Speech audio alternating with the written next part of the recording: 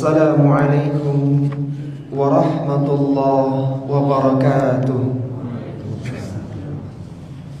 Innal hamdalillah nahmaduhu wa nasta'inuhu wa nastaghfiruh wa na'udzu billahi min shururi anfusina wa min sayyiati a'malina. Man yahdihillahu fala mudilla lahu wa may yudlil فلا هادي له وأشهد أن لا إله إلا الله وحده لا شريك له وأشهد أن محمدا عبده ورسوله أما بعد. إخواتي في الله rahimani wa rahimakumullah. Alhamdulillah, kita bersyukur kepada Allah Subhanahu wa taala yang mana kita kembali dipertemukan di majlis kajian tafsir Al-Quran yang mulia. Sebuah majlis yang orang-orang yang beriman akan dibacakan ayat-ayat Allah Subhanahu wa ta'ala. Mereka saling mempelajarinya dan saling memotivasi untuk mengamalkan ayat-ayat yang mulia tersebut. Nabi SAW menyebutkan dalam hadisnya, "Wa majtama'at qaumun fi baitin min buyutillahi yatluna kitaballahi wa yatadarasunahu bainahum illa nazzalat alaihimus sakinah wa ghashiyatuhumur rahmah wa haffathumul malaikah wa dzakarahumullahu fi man indah." Kata Nabi SAW, tidaklah ada satu kaum yang berkumpul di dalam satu rumah dari rumah-rumah Allah. Mereka berkumpul di masjid-masjid Allah. Mereka membaca kitabullah dan saling mempelajari di antara mereka. Illa nazzalat alaihimus sakinah, kecuali Allah akan turunkan ketenangan untuk mereka. Wa haffathumul malaikah, mereka akan dijaga, dinaungi oleh para malaikat. Kemudian mereka akan dibanggakan oleh Allah Subhanahu wa ta'ala di tengah para malaikatnya. Sebuah majelis yang akan meninggikan derajat orang-orang yang beriman, baik ketika di dunia bahkan nanti ketika di surga. Yarfa'illahu alladhina amanu minkum walladhina utul ilma darajat.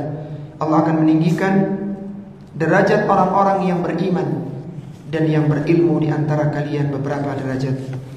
Para jamaah rahimani wa rahimakumullah, kita telah sampai di surat terakhir di juz 27, yaitu surat Al-Hadid, surat yang ke-57, terdiri dari 29 ayat.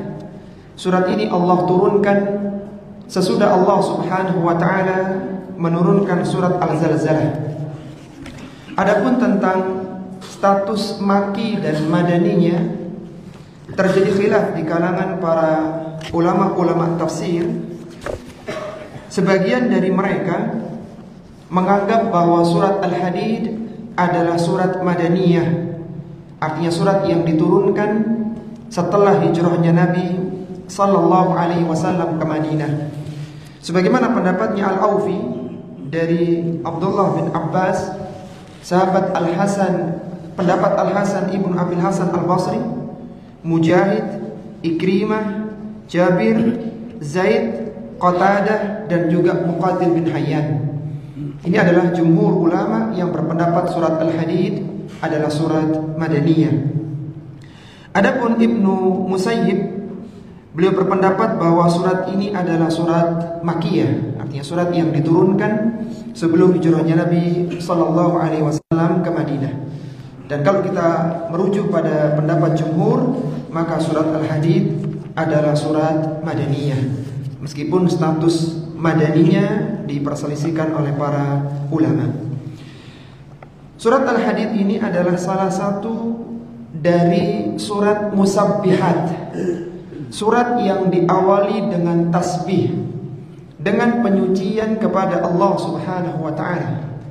Kita akan mendapatkan beberapa surat di dalam Al-Quran diawali dengan sabbaha atau yusabbihu, yang disebut dengan surat musabbihat, surat yang diawali dengan tasbih, penyucian kepada zat Allah Subhanahu wa ta'ala. Dan surat Musabbihat terakhir dalam urutan mushaf Al-Quran adalah surat At-Taghabun. Ini kan juz 27. Nanti ada surat yang lain, yaitu surat At-Taghabun yang menjadi surat Musabbihat yang terakhir. Allah Subhanahu wa taala berfirman, A'udzu billahi minasy syaithanir rajim. Bismillahirrahmanirrahim. Sabbaha lillahi ma fis samawati wal ardi wa huwal azizul hakim. Semua yang berada di langit seperti para malaikat, wal ardi, dan yang ada di bumi, manusia, jin, binatang, tumbuhan, bahkan yang lainnya, semuanya bertasbih menyucikan Allah Subhanahu wa taala. Menyucikan Allah Subhanahu wa taala dari segala hal yang tidak layak bagi kesempurnaan dan kemuliaan Allah Subhanahu wa taala. Kita tahu bahwa ketika Nabi Yunus alaihi salatu wassalam, beliau meninggalkan kaumnya Nainawa karena beliau telah menjanjikan bahwa kaumnya akan mendapatkan azab ketika mereka tidak menerima dakwahnya Nabi Yunus alaihi salatu wassalam. Kemudian Nabi Yunus meninggalkan mereka dengan menaiki perahu, dan akhirnya Nabi Yunus pun dilemparkan ke dalam lautan dan ditelan oleh ikan paus raksasa. Disebutkan oleh Al-Hafidz Ibnu Katsir rahimahullahu taala, ketika Nabi Yunus alaihi salatu wassalam berada di 3 lapis kegelapan, di kegelapan perut ikan paus, di kegelapan dasar lautan, dan di kegelapan malam, maka di saat itulah Nabi Yunus alaihissalatu wassalam mendengarkan tasbihnya penghuni lautan, mendengarkan tasbihnya ikan, tanaman-tanaman yang ada di lautan, sehingga menjadikan Nabi Yunus alaihissalatu wassalam mendapatkan taufik untuk bertaubat kepada Allah Subhanahu wa taala dengan mengatakan, La ilaha illa anta subhanaka inni kuntu minadh dhalimin. Ya, Allah Subhanahu wa taala menyebutkan tentang masalah ini dalam surat Al-Qalam, laula an tadarakahu ni'matun min rabbi lanubida bil ara'i wa huwa mazmum. Seandainya Nabi Yunus alaihissalatu wassalam tidak mendapatkan nikmat dari Rabbnya, kata Al-Hafidz Ibnu Katsir dan ulama-ulama yang lainnya, di antara bentuk nikmat dari Rabbnya adalah nikmat bisa mendapatkan taufik untuk bertaubat. Dari mana mendapatkan taufik bertaubat? Dari mendengarkan tasbihnya para penghuni lautan, sehingga Nabi Yunus pun akhirnya dikeluarkan dalam kondisi yang mulia, tidak terhina. Dan tasbihnya para makhluk, tanaman, bahkan bebatuan, semuanya adalah tasbih yang hakiki. Tetapi manusia tidak paham dengan tasbih mereka. Sebagaimana Allah Subhanahu wa taala menyebutkan dalam Al-Qur'an di surat Al-Isra pada ayat yang ke-44, Allah berfirman, "Tusabbihu lahu as-samawati as-sab'u wal ardu wa man fihin." Bertasbih kepada Allah langit yang 7 lapis, demikian bumi, wa man fihinna, dan juga yang ada di antara keduanya. Wa im min syai'in illa yusabbihu bihamdi, dan tidaklah ada sesuatu melainkan bertasbih memuji Allah Subhanahu wa taala, walakin la tafqahuna tasbihahum, tapi kalian tidak paham dengan tasbih mereka. Innahu kana haliman ghafura, sesungguhnya Allah Subhanahu wa taala Maha Penyantun lagi Maha Pengampun. Ini mengingatkan kepada kita, kalaulah para makhluk saja, bahkan yang tidak bernyawa, mereka bertasbih kepada Allah Subhanahu wa taala, maka hendaknya manusia, seorang muslim dan muslimah, di tengah-tengah waktu luangnya dia berzikir, bertasbih kepada Allah Subhanahu wa taala. Al-Imam Al-Bukhari rahimahullahu taala ketika menyusun kitab tafsirnya, tafsir sahih, kitab hadisnya, hadis Bukhari, beliau mengawali dengan hadis niat, innamal a'malu binniyat, dan hadis terakhirnya adalah kalimatani habibatani ila rahman khafifatani ala lisan thaqilatani fil mizan subhanallahi wa bihamdihi subhanallahil azim. Hadis tentang keutamaan bertasbih kepada Allah Subhanahu wa taala yang ringan di lisan tetapi memberatkan timbangan amalan kebaikan. Ini mengingatkan kepada kita, marilah di sisa usia kita memperbanyak tasbih menyucikan Allah Subhanahu wa taala.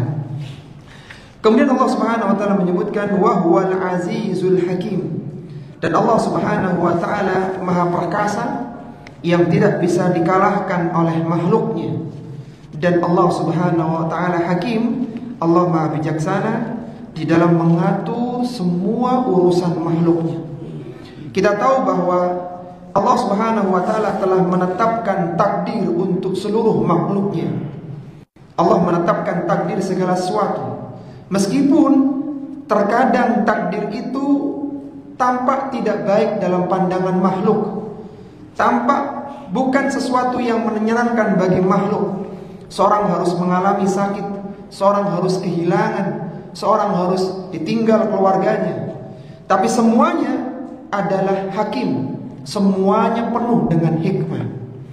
Apa kata Syekh Muhammad Ibn Shalih Al-Utsaimin ketika membahas tentang tafsir di surat Az-Zariyat yang menceritakan bahwasanya Sarah, istrinya Nabi Ibrahim alaihissalatu wassalam, harus mengalami kemandulan yang cukup panjang. Beliau baru punya keturunan di usia senjanya, di usia sekitar 99 bahkan 100 tahun, usia yang sangat sepuh. Beliau baru dikaruniai anak, yaitu berupa Ishak, berupa anak yaitu namanya Ishak. Adapun Sarah mendapatkan anak Ismail alaihissalatu wassalam.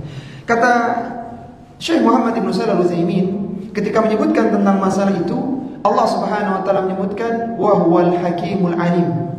Allah Maha hikmah, Maha bijaksana, dan Allah Maha mengetahui. Didahulukan kata al-hikmah daripada al-alim karena hikmah di balik itu jauh lebih besar, jauh lebih utama. Artinya ada hikmah yang besar kenapa Sarah harus punya keturunan di usia senjanya, bukan sejak muda. Sehingga sebagai seorang muslim dan muslimah, ketika mendapatkan sesuatu yang tidak menyenangkan, kita harus yakin Allah Al-Hakim. Pasti akan ada hikmah di balik yang nanti kita baru mengetahuinya setelah lewat sekian tahun, sekian bulan, kita baru tahu bahwasanya kemarin adalah kebaikan. Betapa banyak orang terselamatkan dari mara bahaya karena dia sebelumnya mendapatkan musibah. Dan betapa banyak orang mendapatkan nikmat yang jauh lebih besar ketika di awalnya dia kehilangan beberapa kenikmatan. Yang jelas bahwa semua yang terjadi di muka bumi ini, bahkan yang terjadi pada diri seorang hamba, berjalan di atas hikmah Allah Subhanahu wa taala. Mampukah kita sebagai seorang muslim dan muslimah ketika mendapatkan musibah, kita menyatakan inilah yang terbaik untuk kita? Apapun yang terjadi, berjalan di atas hikmah Allah Subhanahu wa taala. Kemudian Allah Subhanahu wa taala berfirman pada ayat yang kedua, lahu mulkus samawati wal ardi. Kepunyaan Allah, kerajaan yang ada di langit, yang ada di bumi. Tidak ada yang keluar dari kekuasaan Allah Subhanahu wa taala. Ketika Allah menghendaki, maka apapun bisa terjadi, baik di langit maupun yang ada di bumi. Yuhyi wa yumit. Allah yang menghidupkan sesuatu yang sebelumnya mati.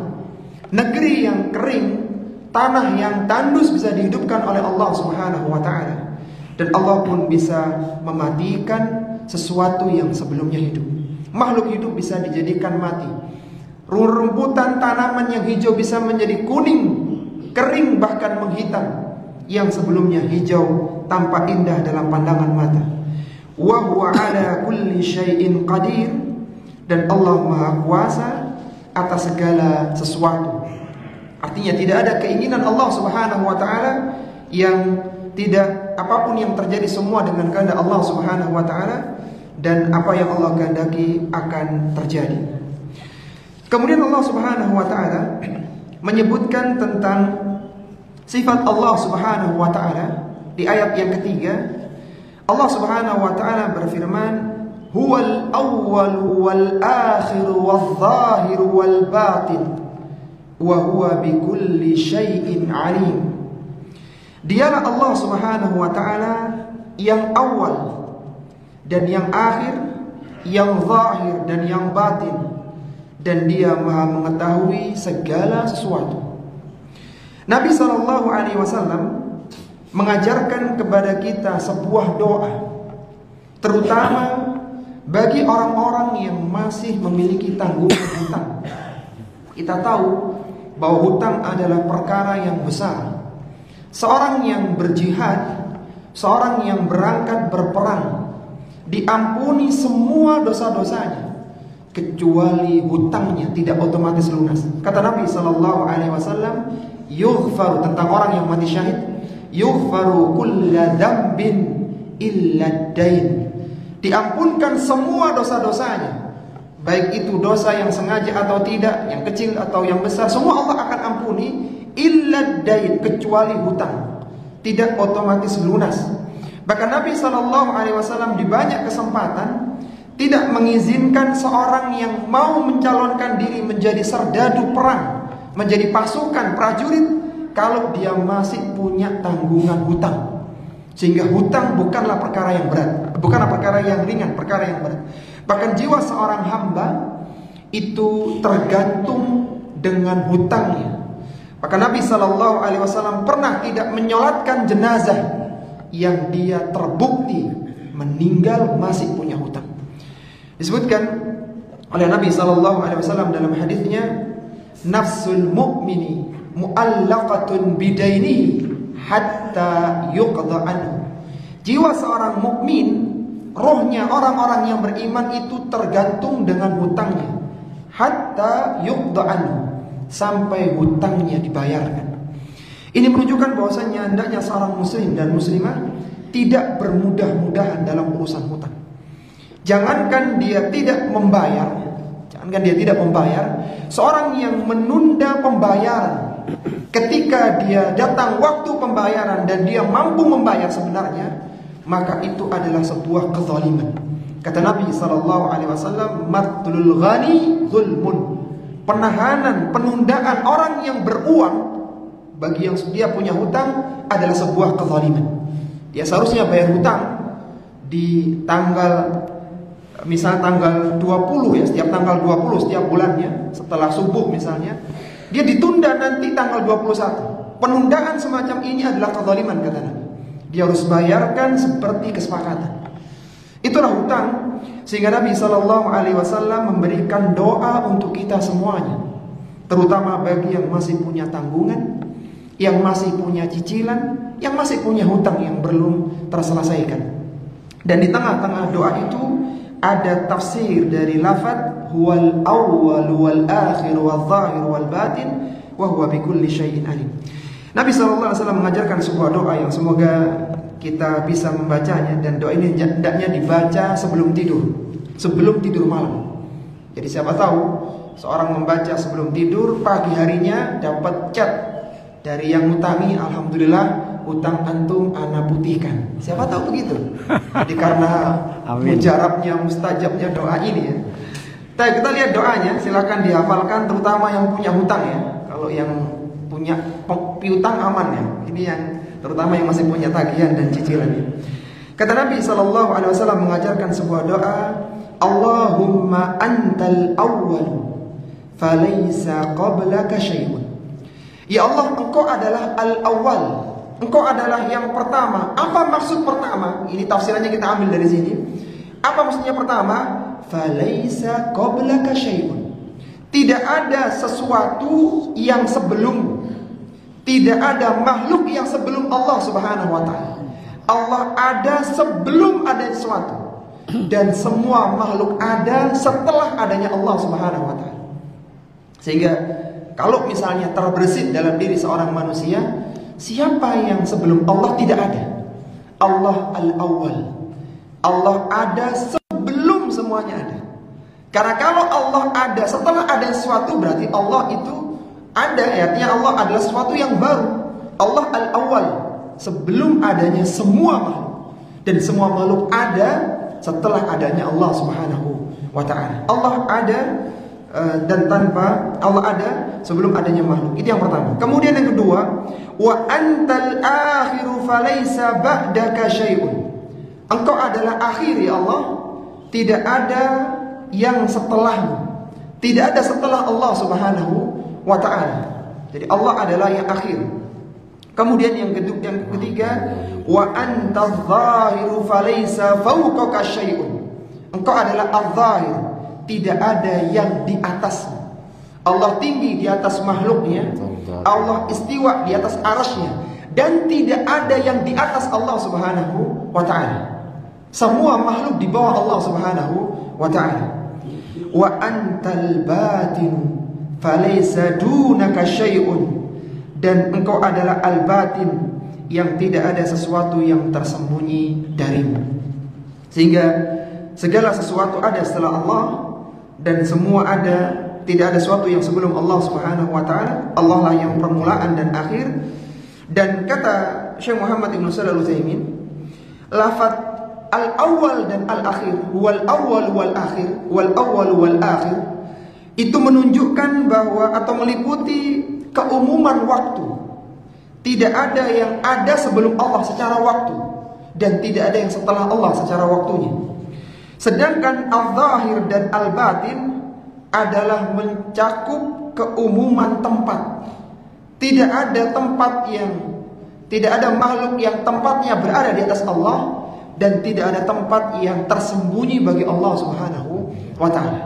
Jadi Allah mencakup semuanya.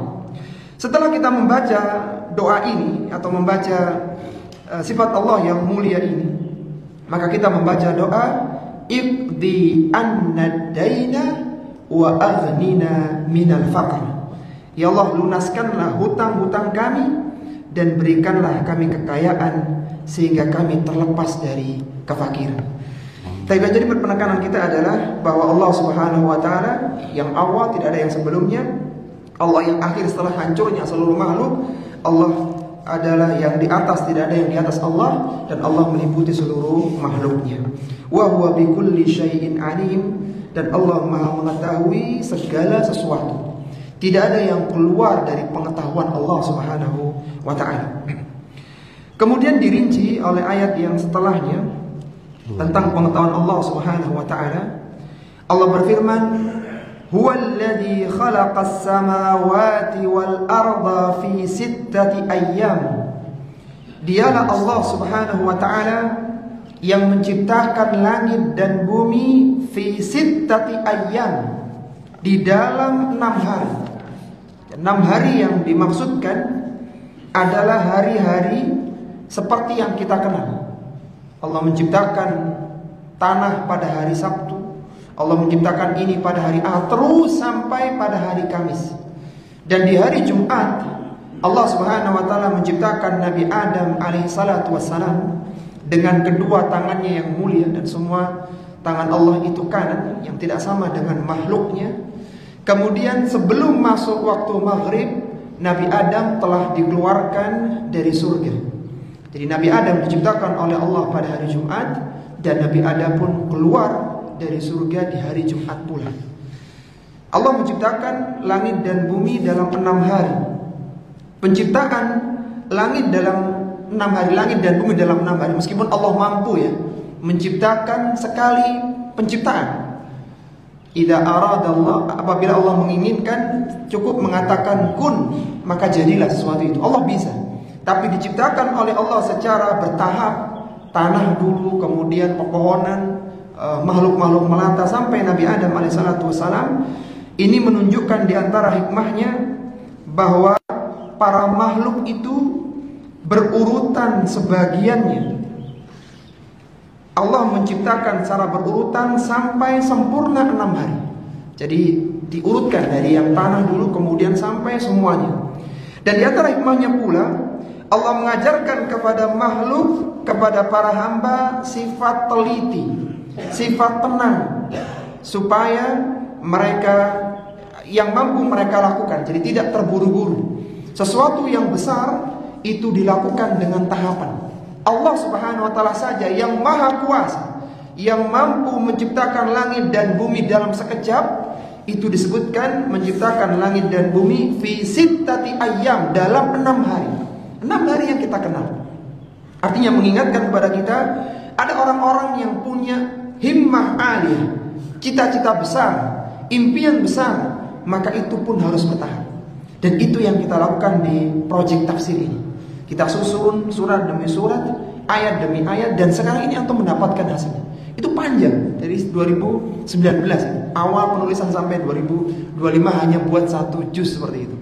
Alhamdulillah Allah Subhanahu wa taala berikan kemudahan, semoga kita diberikan keistiqomahan dalam mempelajari dan mengamalkannya. Kemudian Allah Subhanahu wa taala merinci tentang pengetahuan Allah. Tsumma stawa 'alal arsy. Kemudian Allah istiwa di atas arsy-Nya.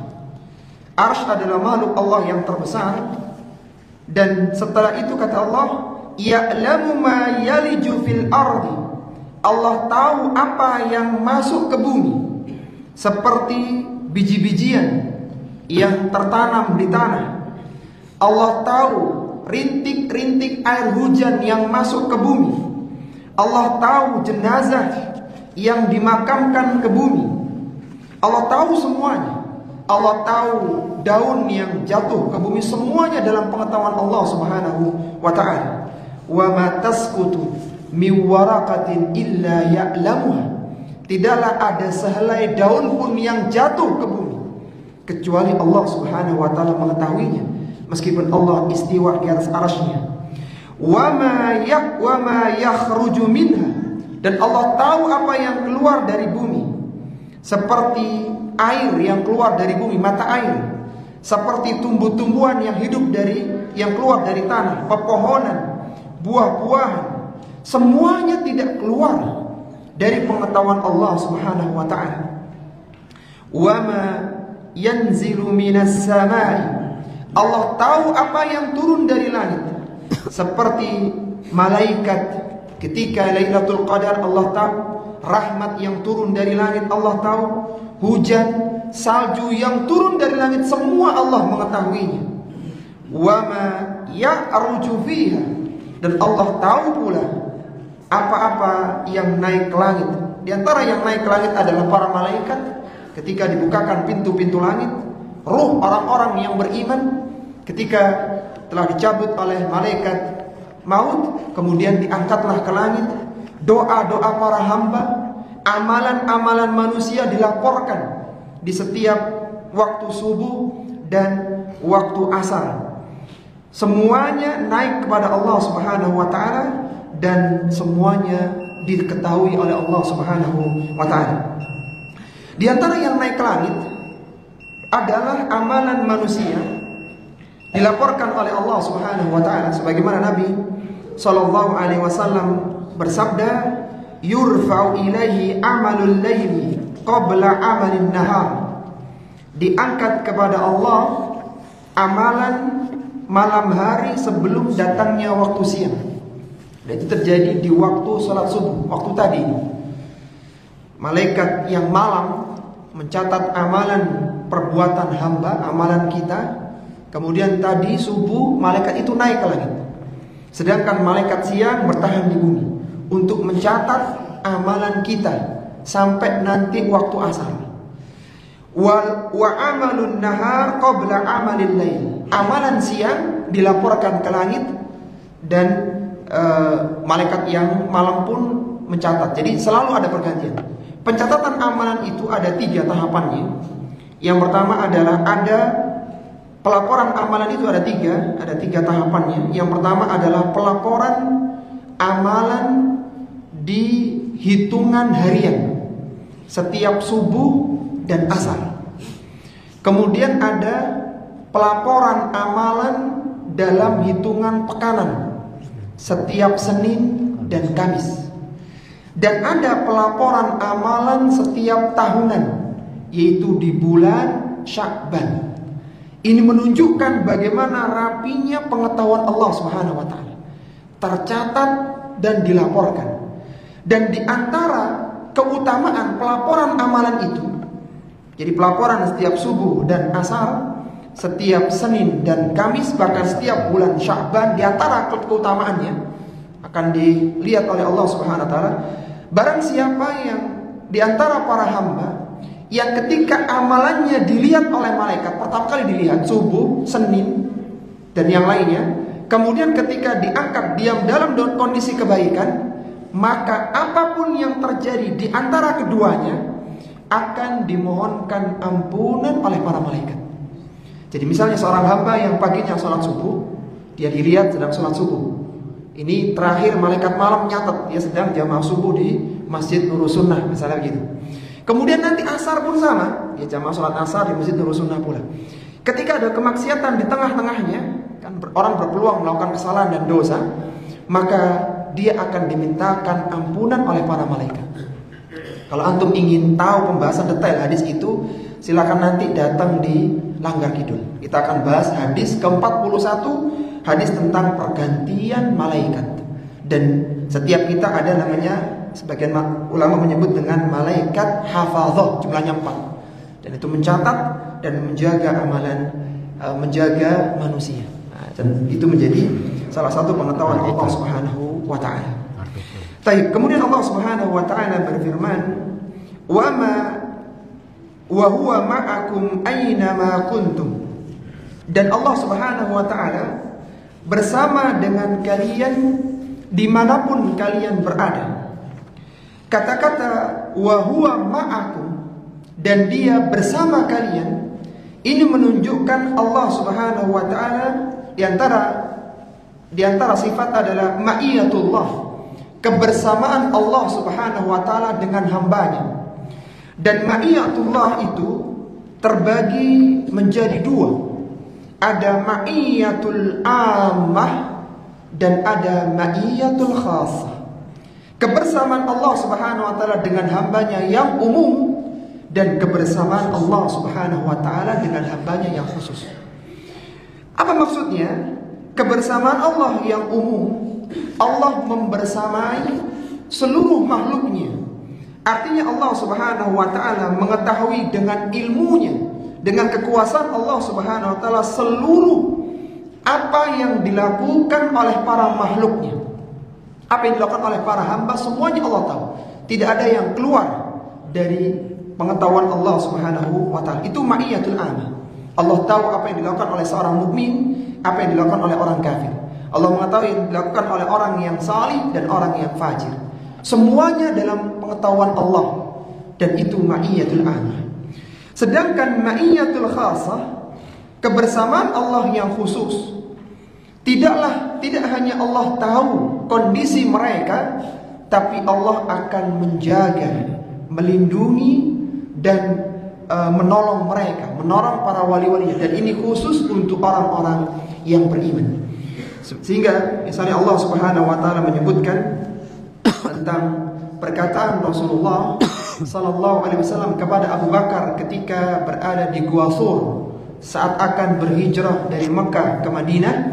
Maka Nabi menyebutkan, yang disebutkan oleh Allah dalam Al-Quran, la tahzan innallaha ma'ana. Janganlah engkau sedih wahai Abu Bakar, sesungguhnya Allah bersama dengan kita. Maksudnya bukan hanya Allah tahu, tapi Allah akan menolong, melindungi kita. Wallahu ma'as sabirin. Allah bersama dengan orang-orang yang bersabar. Maksudnya tidak hanya Allah tahu kesabaran kita, tapi Allah akan menolong, akan melindungi gara-gara kesabaran yang kita lakukan. Jadi ma'iyatul khasah itu khusus bagi orang-orang yang beriman, dan kita harus yakin semacam ini. Sehingga ketika orang-orang yang beriman mengatakan kita bersama dengan Allah, Allah bersama dengan kita, artinya kita sedang dilindungi, dijaga, ditolong oleh Allah Subhanahu wa taala. Sehingga seorang mukmin adalah orang yang optimis karena dia senantiasa bersama dengan Rabb-nya, dengan Allah Subhanahu wa taala. Wallahu bima ta'maluna basir. Dan Allah Subhanahu wa taala Maha mengetahui apa yang kalian lakukan. Kemudian Allah Subhanahu wa taala berfirman pada ayat yang kelima, lahu mulkus samawati wal ardh wa ilallahi turja'ul umur. Kepunyaan Allah, kerajaan yang ada di langit dan yang ada di bumi, dan kepada Allah Subhanahu wa taala dikembalikan segala urusan. Allah yang menciptakan, Allah yang mengatur jagat raya, dan semua urusan kembali pada Allah Subhanahu wa taala pada hari kiamat. Perselisihan di kalangan makhluk, persengketaan, permasalahan mereka akan diputuskan oleh Allah Subhanahu wa taala pada hari kiamat kelak. Yulijul laila fin nahari wa yulijun nahara fil lail. Allah Subhanahu wa taala memasukkan malam ke dalam siang sehingga bumi menjadi gelap. Manusia bisa tenang beristirahat dengan malam harinya. Wa yulijun nahara fil lail, dan dia memasukkan siang ke dalam malam sehingga bumi menjadi terang. Manusia bisa beraktivitas untuk kehidupannya. Allah Subhanahu wa taala yang mengatur pergantian siang dan malam. Terkadang siangnya panjang dan terkadang malamnya panjang. Semuanya diatur oleh Allah Subhanahu wa taala.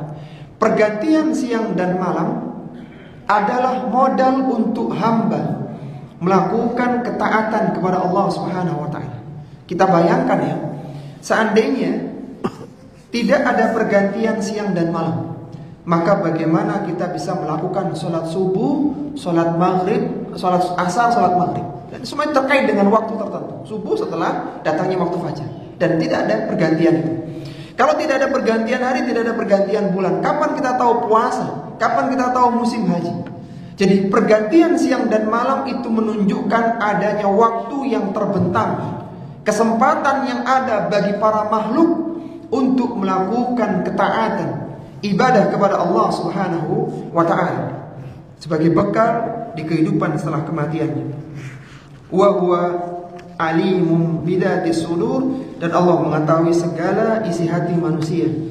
Apa yang ada di dalam hati manusia, maka Allah Subhanahu wa taala mengetahuinya. Kemudian Allah Subhanahu wa taala berfirman pada ayat yang ke-7, aminu billahi wa rasulihi, berimanlah kalian kepada Allah Subhanahu wa taala dan rasulnya. Wa anfiqu mimma ja'alakum mustakhlafina fi, dan infakkanlah apa sebagian harta yang Allah jadikan kalian itu dapat menguasainya. Mustakhlafina fi, dijadikan kalian dapat menguasainya. Kita tahu ya, harta manusia itu kan bergulir. Ketika seorang meninggal dunia, meskipun dia dulu yang menumpuk harta, menyimpan uang di rekeningnya, begitu dia meninggal dunia, maka harta itu menjadi milik Allah Subhanahu wa taala. Allah yang membaginya untuk ahli warisnya. Jadi dia kehilangan kepemilikan, bergantilah ke anak keturunannya.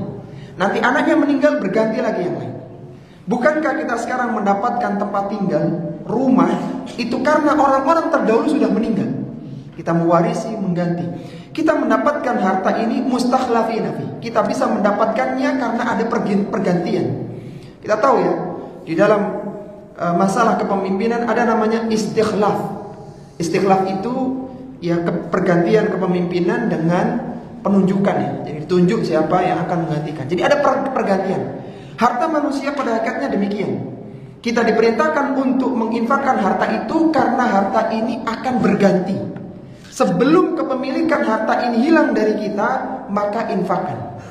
Bayangkan kalau ada orang yang siang malam mencari uang, kemudian dia meninggal dunia, maka itu menjadi harta warisnya. Dia tidak punya hak untuk mengalokasikannya, ya kecuali wasiatnya. Artinya sebelum datang masa harta ini milik orang lain karena berpindah, kata Allah, wa anfiqu, infakkanlah. Dan infak sebagai bentuk benarnya iman kepada Allah dan Rasulnya. Kenapa? Karena kita akan mendapatkan setelah ini insyaallah ayat-ayat yang menyebutkan tentang keutamaan berinfak. Infak adalah pinjaman kepada Allah yang Allah pasti akan kembalikan. Infak yang satu dilipat gandakan oleh Allah. Kita banyak mendengarkan dalil tentang keutamaan berinfak. Pertanyaannya, apakah seorang mau berani menginfakkan hartanya? Dan itu yang Allah sebutkan, wa aminu billahi wa rasulih. Berimanlah kalian kepada Allah dan Rasulnya, dan buktikan kebenaran iman kalian dengan berani menginfakkan harta kalian. InsyaAllah nanti akan kita bacakan satu dalil ya, tentang infak itu tidak harus menunggu waktu kaya, tapi infak adalah keberanian untuk mengeluarkan harta yang kita miliki, bahkan yang kita cintai. Falladzina amanu minkum wa anfaqu lahum ajrun kabir. Maka orang-orang yang beriman di antara kalian yang menafkahkan sebagian hartanya di jalan Allah Subhanahu wa taala, mereka akan mendapatkan pahala yang besar. Di antaranya mereka akan mendapatkan surga dan keridhaan Allah Subhanahu wa taala. Kemudian Allah Subhanahu wa taala berfirman, "Wa ma lakum la tu'minuna billahi war rasul yad'uukum litu'minu bi rabbikum." Mengapa kalian tidak beriman kepada Allah Subhanahu wa taala padahal Rasul telah menyeru agar kalian beriman kepada Rabb kalian? Rasulullah mengajak kita beriman kepada Allah Subhanahu wa taala.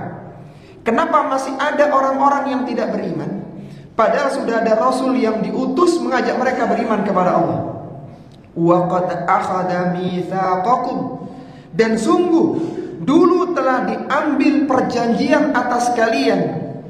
In kuntum mu'minin, jika kalian adalah orang-orang yang benar. Perhatikan dua hujah yang Allah datangkan. Kenapa ada manusia yang dimasukkan ke dalam neraka?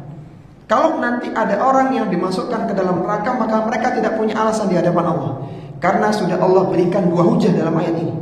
Yang pertama, telah diambil perjanjian dulu ketika di alam ruh.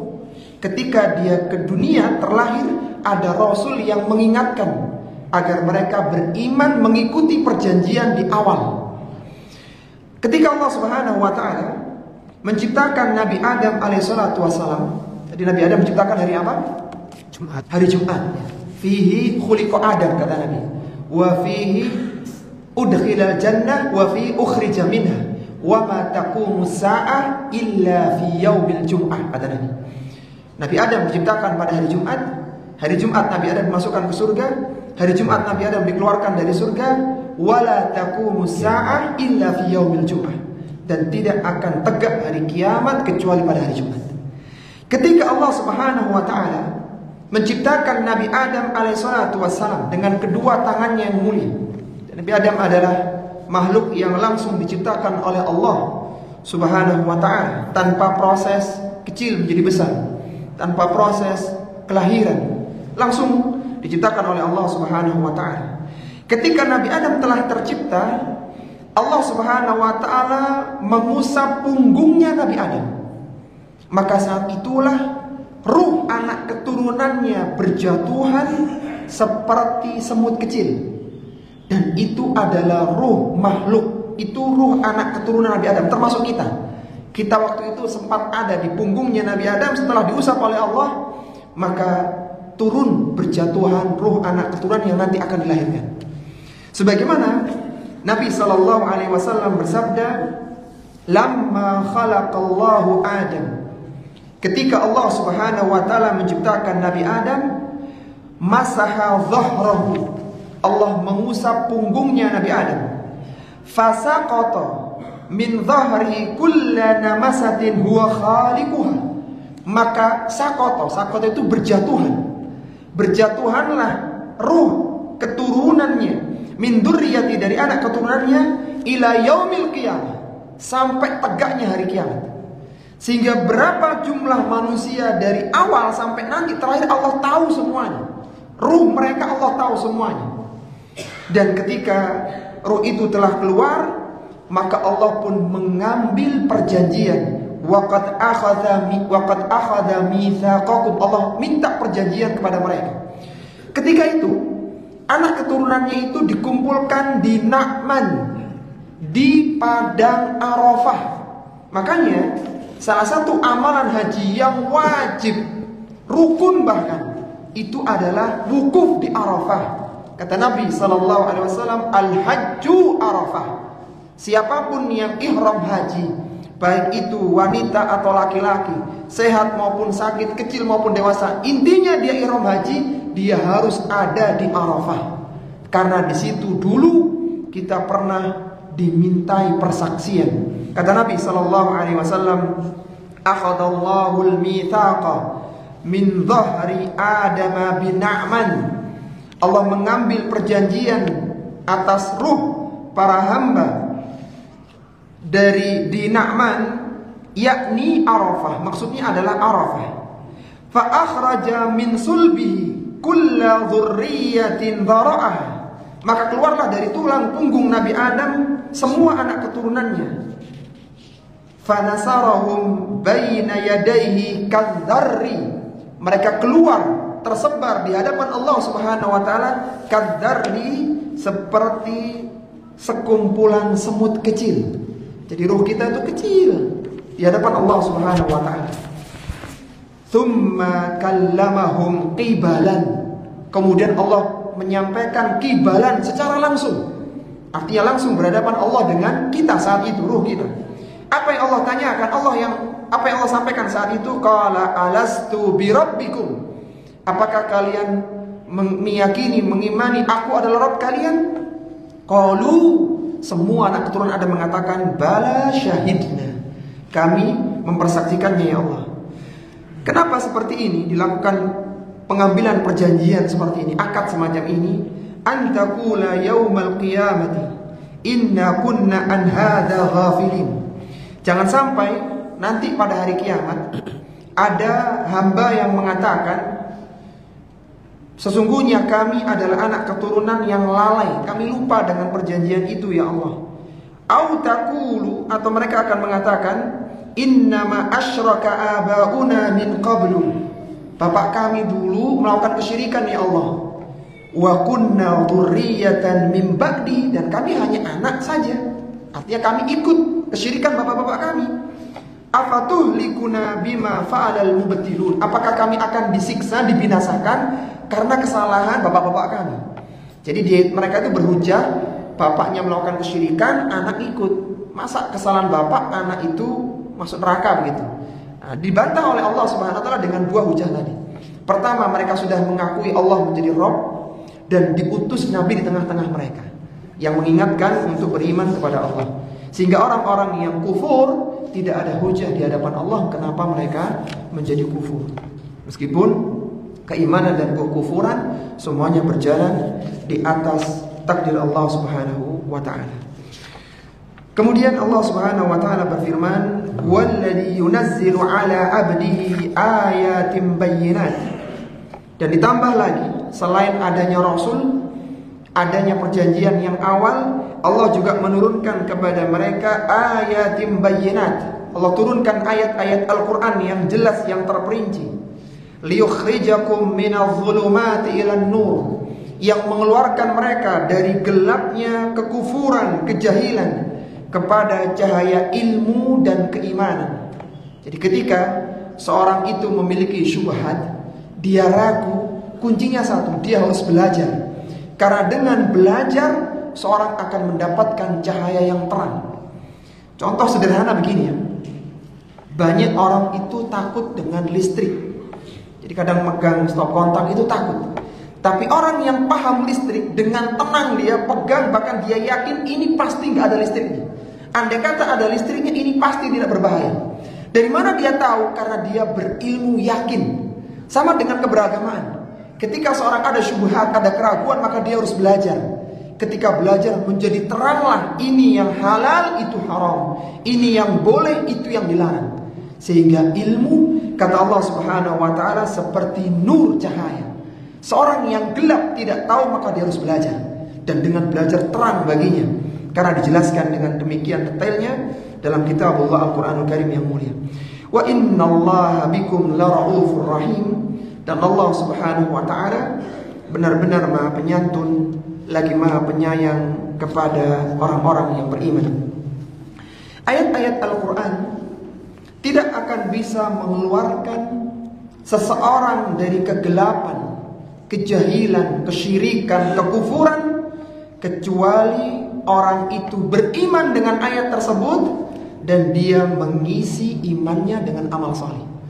Jadi kita yang belajar tafsir, kita harus meningkatkan keimanan dan berusaha mengamalkan apa yang bisa kita amalkan, baik keyakinan maupun dalam perbuatan dan ucapan. Apa kata Syekh Muhammad Al-Amin As-Sinkiti rahimahullah ta'ala dalam kitabnya Adwa'ul Bayan fi Idahil Quran bil Quran?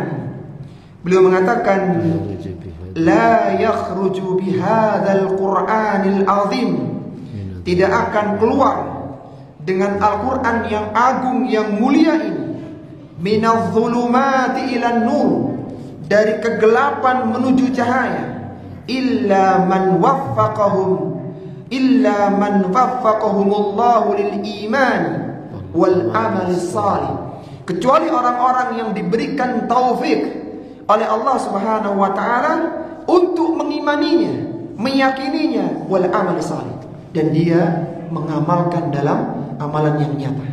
Jadi setelah kita belajar setiap bulannya ini, maka kita dituntut untuk mengamalkan ilmu yang kita pelajari, sehingga pelan-pelan hati kita menjadi terang, kehidupan kita menjadi mendapatkan cahaya dari Allah Subhanahu wa taala. Kemudian Allah Subhanahu wa taala berfirman, "Wa ma lakum alla tunfiqu fi sabilillah." Mengapa kalian tidak menafkahkan sebagian harta kalian di jalan Allah? Walillahi mirathus samawati wal ard. Sedangkan Allah Subhanahu wa taala yang memiliki langit dan bumi. La yastawi minkum, tidak sama di antara kalian, man anfaqa min qablil fathi wa qatal, orang-orang yang berinfak sebelum Fathu Mekah dan juga yang terbunuh, yang berperang sebelum itu. Ulaika a'zamu darajatan minal ladzina anfaqu min ba'du wa qatalu. Mereka, orang-orang yang berinfak sebelum Fathu Mekah, itu lebih utama, lebih tinggi derajatnya dari yang berinfak setelahnya. Ayat yang mulia ini, para jamaah rahimani wa rahimakumullah, surat Al-Hadid pada ayat yang ke-10 menunjukkan tingkatan keutamaan para sahabat. Para sahabat Nabi itu secara umum memiliki keutamaan, tapi keutamaan mereka bertingkat-tingkat. Tingkatan yang tertinggi di kalangan para sahabat adalah sahabat yang termasuk dalam Khulafaur Rasyidin, yaitu Abu Bakar, Umar, Utsman, Ali. Ini tingkatan yang paling tinggi. Kemudian tingkatan yang kedua adalah 6 orang yang menjadi ahlu syura, yang ditunjuk oleh Umar menjadi dewan musyawarah untuk memilih khalifah pengganti. Dan 6 orang itu semuanya rata-rata adalah mubasysyirina bil jannah, yang diberikan kabar gembira dengan surga, kecuali Sa'ad dan juga Abu Talha. Jadi semuanya Abdurrahman bin Auf, kemudian Zubair bin Awam, ada 6 sahabat yang disebut dengan ahlu syura. Ini tingkatan yang kedua. Jadi tingkatan pertama adalah Khulafaur Rasyidin, ini tingkat tertinggi, bahkan yang paling mulia Abu Bakar. Kemudian tingkatan kedua adalah ahlu syura, 6 orang yang dijadikan dewan musyawarah untuk menunjuk khalifah pengganti. Ketuanya Abdurrahman bin Auf, dan yang ditunjuk waktu itu adalah Utsman yang menjadi khalifah setelah Umar. Ini tingkatan yang kedua. Tingkatan yang ketiga adalah ahlu Badr, sahabat yang ikut dalam perang Badar di tanggal 17 Ramadan tahun 2 Hijriah. Berapa jumlah mereka? 319 orang. Kata Allah Subhanahu wa taala tentang orang ahlul Badr, tentang sahabat yang ikut perang Badar, "I'malu ma syi'tum faqad ghafartu lakum." Lakukan apa yang kalian kehendaki, sungguh aku telah mengampuni dosa kalian. Ini jaminan pengampunan dosa bagi ahlu Badar. Kemudian level yang keempat ya, Khulafaur Rasyidin, ahlu syura, ahlu Badar. Yang keempat ini adalah sahabat yang ikut dalam perjanjian Hudaybiyah di tahun 6 Hijriah di bulan Dzulqa'dah. Jadi jumlahnya 1.400 orang yang ikut baiat di bawah pohon Samurah. Kita sudah pernah membahasnya di tafsir surat Al-Fatah. Itu level yang keempat. Kemudian level yang kelima adalah orang-orang di kalangan para sahabat yang beriman dan berjihad sebelum Fathu Mekah. Ini disebutkan dalam ayat ini. La yastawi, tidak sama, minkum, di antara kalian, man anfaqa min qablil fathi wa qatal, dan orang-orang yang berinfak sebelum Fathu Mekah tahun 8 Hijriah di bulan Ramadan itu dengan orang yang setelahnya. Jadi level yang kelima adalah orang-orang yang beriman sebelum Fathu Mekah. Kenapa Fathu Mekah ini menjadi titik transisi ya, karena setelah Fathu Mekah banyak kaum muslimin, banyak manusia berbondong-bondong masuk Islam. Idza jaa nasrullah wa ra'aitan nas sayadkhuluna fi dinillahi afwaja. Dulu sebelum Fathu Mekah orang beriman terutama di Mekah ya, disiksa, dianiaya, bahkan dibunuh. Setelah Fathu Mekah nggak ada lagi. Jadi beriman setelah itu kata Allah, beriman sebelum itu kata Allah, ulaika a'dhamu darajatan. Mereka itu a'dham, lebih agung derajatnya minal ladina anfaqu min ba'd wa qatal. Dibandingkan dengan sahabat yang berinfak setelah itu. Itu level yang kelima ya. Level yang keenam adalah secara umum sahabat Muhajirin dan secara umum sahabat Ansor. Kalau kita masih ingat tafsir di surat Al-Hasyr, Allah menyebutkan Muhajirin terlebih dahulu kemudian Ansor. Ini menunjukkan Muhajirin lebih utama daripada Ansor. Meskipun kata Allah, wa kullu wa'adallahu husna. Semua sahabat itu sudah Allah janjikan pahala terbaik yaitu surga. Tapi tingkatan mereka berbeda. Dengan 6 atau 7 tingkatan tadi. Wallahu bima ta'maluna basir. Dan Allah Maha mengetahui apa yang kalian kerjakan. Baik, tentang infak para jamaah rahimani wa rahimakumullah. Semoga hadis yang akan kita bacakan ini menjadikan kita berani berinfak dan kita tidak punya keyakinan infak itu nunggu kaya. Sekarang selama kita punya harta, hendaknya kita berani berinfak. Semoga hadis yang akan kita bacakan menjadikan kita berani berinfak meskipun harta tidak banyak. Kata Nabi SAW, sabaqa dirhamun mi'ata alfi dirhamin. Infak 1 dirham bisa mengalahkan 100.000 dirham. Mungkin bahasa kita infak 1.000 bisa mengalahkan 100 juta ya, karena tambah 3 gitu ya. Infak 1.000 ternyata bisa mengalahkan pahala 100 juta gitu. Qalu kaifa, kata para sahabat, bagaimana itu mungkin wahai Rasulullah? Qala, kata Nabi, lihat ini perhitungan pelipat gandaan infak. Kana lirajulin dirhaman. Ada orang yang hanya punya 2 dirham, tasaddaqa bi ahadihima, dia infakkan 1 dirham. Dia hanya punya uang 2.000, diinfakkan 1.000, separuhnya dia infakkan. Wa talaqa rajulun ila urdi malihi fa akhadha minhu mi'ata alfi dirhamin fatasaddaqa biha. Sedangkan yang kedua tadi, orang yang memiliki harta yang banyak dan dia mengambil dari hartanya itu 100.000 dirham dan dia sedekah dengannya. Jadi misalnya ada orang miliarder cuman infak 100 juta rupiah gitu ya. Mungkin bagi kita besar, tapi dia punyanya triliunan. Jadi diambil itu recehan bagi dia. Ada orang yang cuma punya uang 2.000, nggak ada lagi, tapi dia berani masukkan 1.000 ke kotak infak.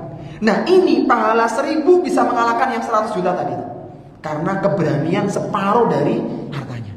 Ini mengingatkan bahwa infak tidak nunggu kaya. Boleh 500 rupiah kalau uang antum 1.000, boleh 1.000 kalau antum 2.000, boleh 5.000 kalau uang antum hanya 10.000. Jadi berani berinfak, dan itu bukti keimanan kita kepada Allah Subhanahu wa taala. Yang terakhir, ayat yang ke-11, semoga ini juga menjadi pemantik semangat untuk berinfak. Man dalladzi yuqridullaha qardan hasana.